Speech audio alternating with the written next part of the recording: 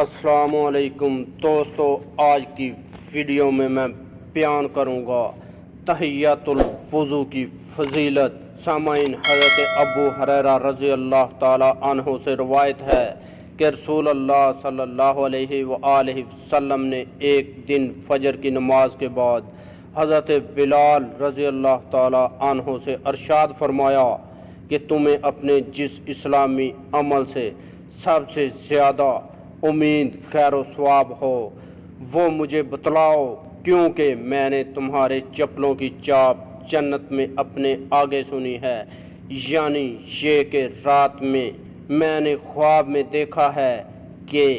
میں جنت میں چل رہا ہوں اور آگے آگے تمہارے قدموں کی آہٹ سن رہا ہوں، تو میں دریافت کرنا چاہتا ہوں کہ تمہارے کس عمل کی برکت ہے، لہٰذا تم مجھے اپنا وہ عمل بتاؤ جس سے تمہیں سب سے زیادہ ثواب اور رحمت کی امید ہو۔ حضرت بلال رضی اللہ تعالی عنہ نے عرض کیا کہ مجھے اپنے اعمال میں سب سے زیادہ امید اپنے اس عمل سے ہے کہ میں نے رات یا دن کے کسی بھی وقت میں جب بھی وضو کیا تو اس وضو سے میں نے نماز ضرور پڑھی ہے، جتنی نماز کی بھی مجھے اللہ تعالیٰ کی طرف سے اس وقت توفیق ملی۔ حوالہ بخاری و مسلم۔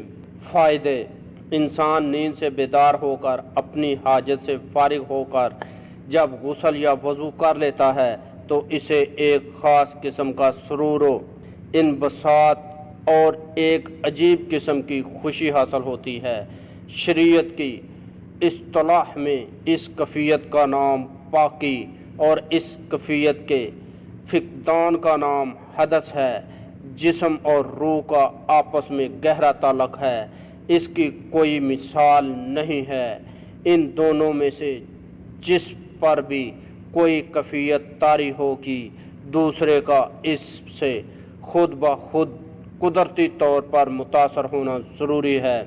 جسم کی صفائی اور پاکی سے روح کو بھی طاقت اور فرت تو تازگی حاصل ہوتی ہے۔ یہی وجہ ہے کہ شریعت نے تمام اہم روحانی اعمال یعنی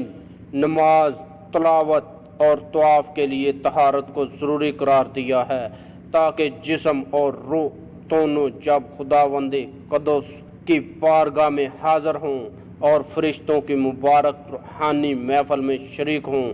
تو فرت و انبساط اور صفائی و پاکیزگی کے ساتھ شریک ہوں۔ سامعین، وضو کی فرضیت کا قرآن کی اس آیت مبارکہ میں اللہ تبارک و تعالیٰ نے اعلان فرمایا: اے ایمان والو، جب تم نماز کے لیے کھڑے ہو تو اپنے چہروں کو اور دونوں ہاتھوں کو کہنیوں تک دھوؤ اور اپنے سروں کا مسح کرو اور اپنے پیروں کو ٹخنوں تک دھوؤ۔ سورۃ المائدہ آیت نمبر 6۔ اس حدیث میں رسول اللہ صلی اللہ علیہ وآلہ وسلم نے حضرت بلال رضی اللہ تعالی عنہ کے قدموں کی آہٹ یا چپلوں کی چاپ جنت میں سننے کی جو اطلاع دی ہے،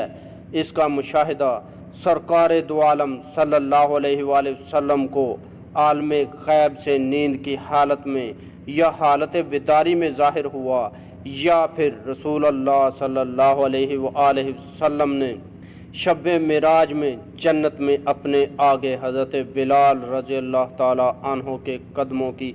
آہٹ یا چپلوں کی چاپ سنی ہوگی۔ سامعین، حضرت بلال رضی اللہ تعالی عنہ کا رسول اللہ صلی اللہ علیہ وآلہ وسلم کے آگے چلنا، جیسا کہ رسول اللہ صلی اللہ علیہ وآلہ وسلم نے ان کے جوتوں کی آواز سنی، اس درجے میں تھا جس درجے میں کہ خدام کا مخدوم کے آگے چلنا ہوتا ہے۔ اس حدیث کی روح اور اس کا خاص پیغام یہ ہے کہ بندہ اس کی عادت ڈالے کہ جب بھی وضو کرے اس سے حسب توفیق کچھ نماز ضرور پڑھے، خواہ فرض ہو، خواہ سنت، خواہ نوافل۔ ایک اور روایت میں ہے کہ جو شخص وضو کرے اور اچھی طرح وضو کرے اور 2 رکعتیں اس طرح پڑھے کہ اس کا چہرہ بھی اور دل بھی اللہ تعالیٰ کی طرف متوجہ ہو تو اس کے لیے جنت لازم ہو جاتی ہے۔ بحوالہ مسلم، ابو داؤد اور نسائی شریف۔ وضو خوب اطمینان اور اہتمام کے ساتھ کیجیے، اور اگر ہر وقت ممکن نہ ہو تو اکثر وضو سے رہنے کی کوشش کیجیے۔ وضو کے بعد 2 رکعت پڑھنے میں 2-3 منٹ خرچ ہوتے ہیں، لیکن اس 2-3 منٹ کے عمل کا ثواب غور کریں کتنا عظیم ہے، اس لیے اس کا ضرور اہتمام کرنا چاہیے۔ اگر وضو کے فوراً بعد کسی فرض نماز کو وقت نہ ہو تو فرض نماز یا سنتوں ہی میں تحیۃ الوضو کی نیت سے 2 رکعت پہلے پڑھ لی جائیں، لیکن اگر اس کا وقت نہ ہو تو فرض نماز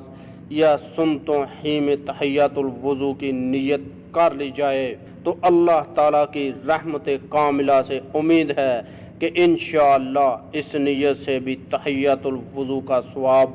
حاصل ہو جائے گا۔ دوستو، امید کرتا ہوں کہ آپ کو میری یہ ویڈیو پسند آئی ہوگی۔ اگر ویڈیو پسند آئی تو ویڈیو کو لائک کریں، اپنے دوستوں کے ساتھ شیئر کریں، اور ایسی اچھی ویڈیو دیکھنے کے لیے ہمارا چینل مہربان وائس ٹی وی سبسکرائب کریں، اور مجھے اجازت دیجیے اگلی ویڈیو تک کے لیے اللہ حافظ۔